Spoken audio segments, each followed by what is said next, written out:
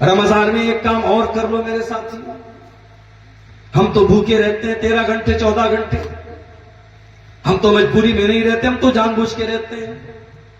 کھانے کی چیزیں موجود ہے، پانی کی چیزیں موجود ہیں، لیکن ہم اس لیے بھوکے رہتے کیونکہ اللہ کا حکم ہے.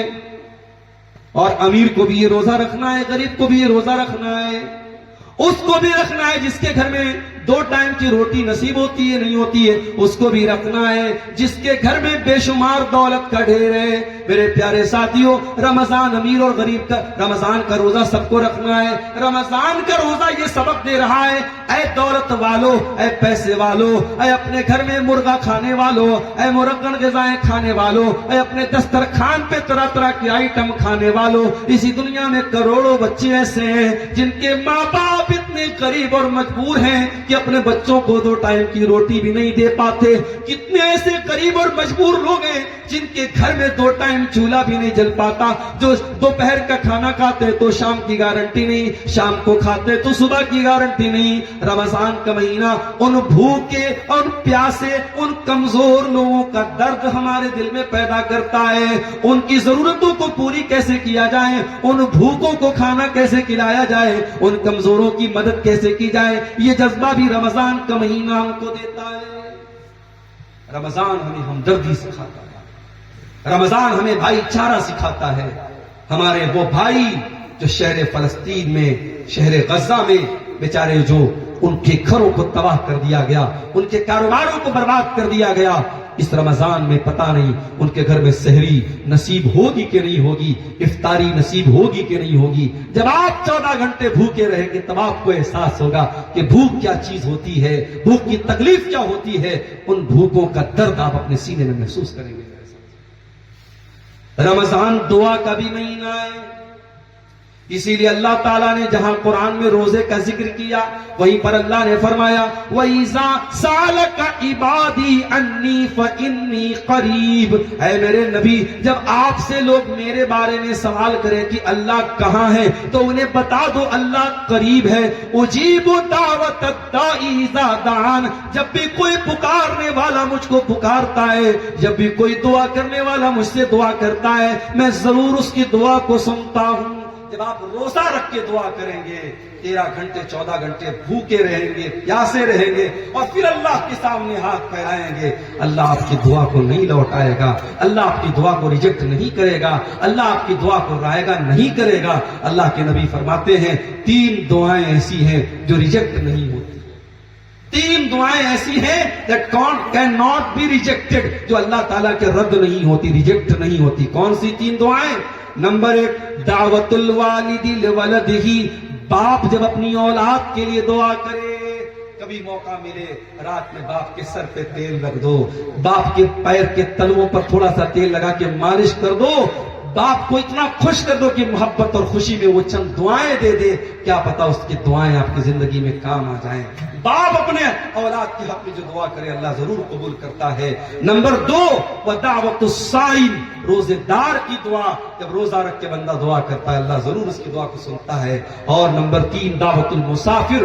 انسان سفر کی حالت میں ہے، پردیس میں ہے، گھر سے دور ہے، سفر کی حالت میں انسان بہت ساری پریشانیوں میں رہتا ہے، سفر میں دعا کرتا ہے اللہ اس کی دعا کو جلدی قبول کرتا ہے. میرے ساتھیوں، رمضان میں کثرت سے دعا کرو، اور خاص طور سے جب افطار کا ٹائم قریب آ جائے، مان لو 5 بجے 5:30 بجے مغرب کی اذان کا ٹائم ہے، آپ 15 منٹ 20 منٹ پہلے گھر میں آ جائیے، وضو کر کے آپ بیٹھ کر کے دیر تک اللہ تعالیٰ سے دعا کیجئے.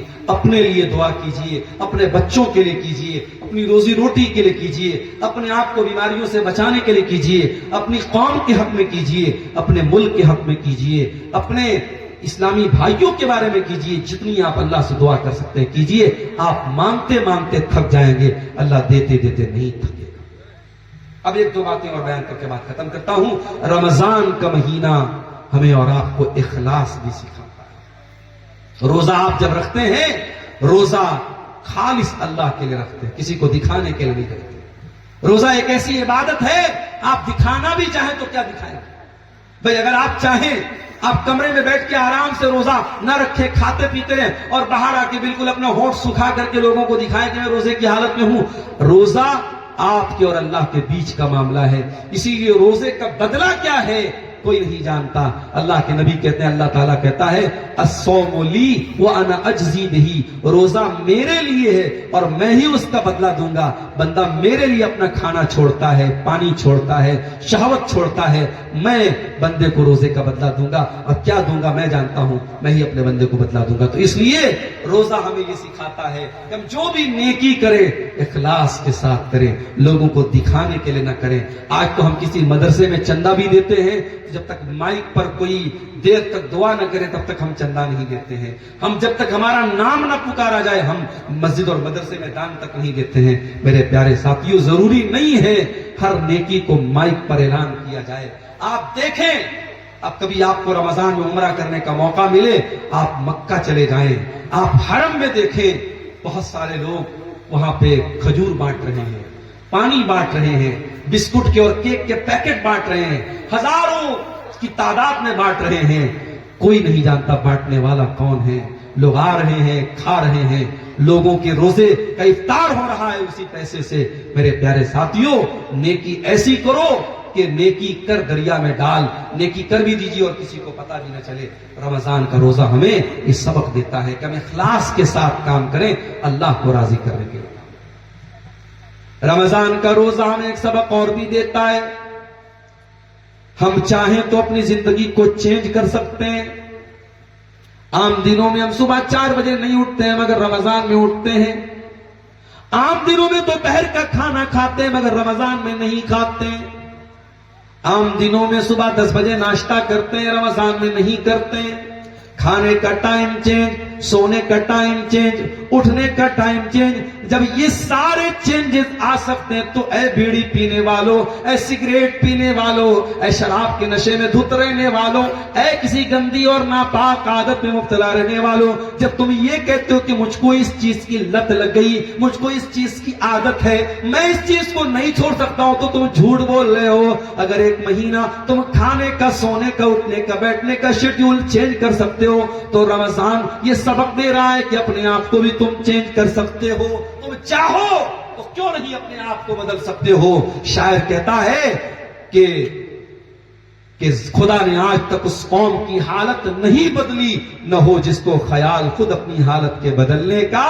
رمضان یہ سبق دے رہا ہے کہ اے مسلمانوں, تم چاہو تو اپنے آپ کو چینج کر سکتے ہو. رمضان کا یہ مبارک مہینہ میرے پیارے ساتھیوں ہمیں اور آپ کو ایک سبق اور بھی دیتا ہے.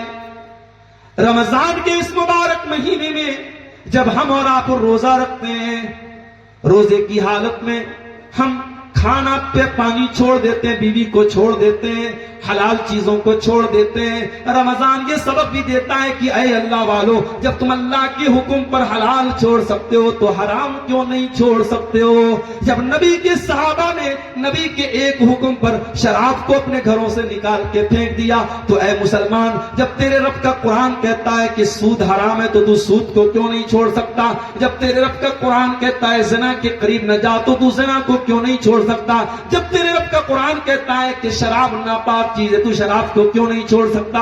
اگر تو 1 مہینے کے لیے 14 گھنٹے کھانا چھوڑ سکتا ہے, پانی چھوڑ سکتا ہے, حلال چیزیں چھوڑ سکتا ہے, تو میرے بندو تم حرام چیزیں کیوں نہیں چھوڑ سکتے ہو. رمضان ہمیں اور آپ کو یہ سبق بھی دیتا ہے. اور آخری بات یہ کہوں گا میرے ساتھیوں کہ صحابہ کرام جب رمضان کا مہینہ آتا تھا بہت محنت کرتے تھے, اور جب رمضان چلا جاتا تھا تو دعا کرتے تھے کہ اے اللہ, ہم نے جو رمضان میں عبادت کی ہے تو قبول فرما لے. پہلے رمضان کے پہلے انتظار کرتے تھے, اور رمضان جب آ جاتا تھا خوب محنت کرتے تھے, اور رمضان جب چلا جاتا تھا تو دعا کرتے تھے کہ اللہ قبول کر لے.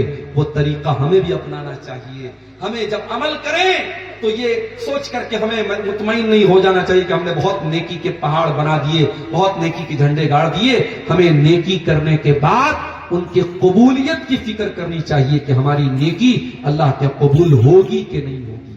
ہم لوگ تو چھوٹی چھوٹی نیکی کر کے پہلوان بن جاتے, ترم خواہ بن جاتے ہیں اور نیکیوں پر اترانے لگتے ہیں. ارے ابراہیم علیہ السلام کو دیکھو, ان کے بیٹے اسماعیل کو دیکھو, باپ بھی نبی ہے, بیٹا بھی نبی ہے.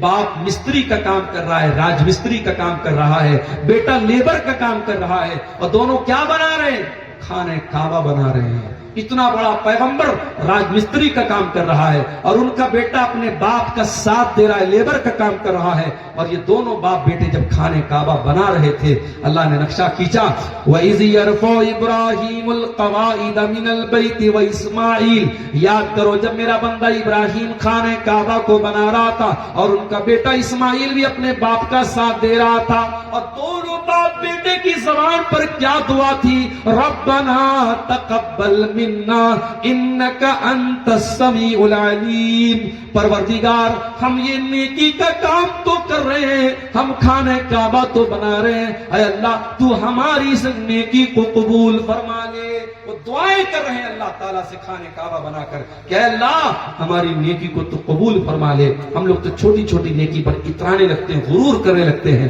نہیں میرے ساتھیوں، اگر آپ تراویح پڑھیں، آپ تہجد پڑھیں، آپ رمضان کا روزہ رکھیں تو نیکی پر غرور نہ کریں، بلکہ اللہ کا شکر ادا کریں کہ اللہ نے آپ کو نیکی کرنے کی توفیق دی ہے، اور بعد میں اللہ سے دعا کریں کہ اللہ آپ کی نیکی کو قبول فرمائے۔ میرے پیارے ساتھیوں، رمضان کے استقبال کے موضوع پر یہ چند باتیں میں نے آپ کے سامنے رکھی ہیں۔ وقت کافی زیادہ ہو چکا ہے، آپ حضرات بھی کافی تھکے آ رہے ہیں، اور 2 دن کا یہ پروگرام تھا، دوسرا دن تھا۔ ہم اللہ تعالیٰ سے دعا کرتے ہیں رب العالمین ہمیں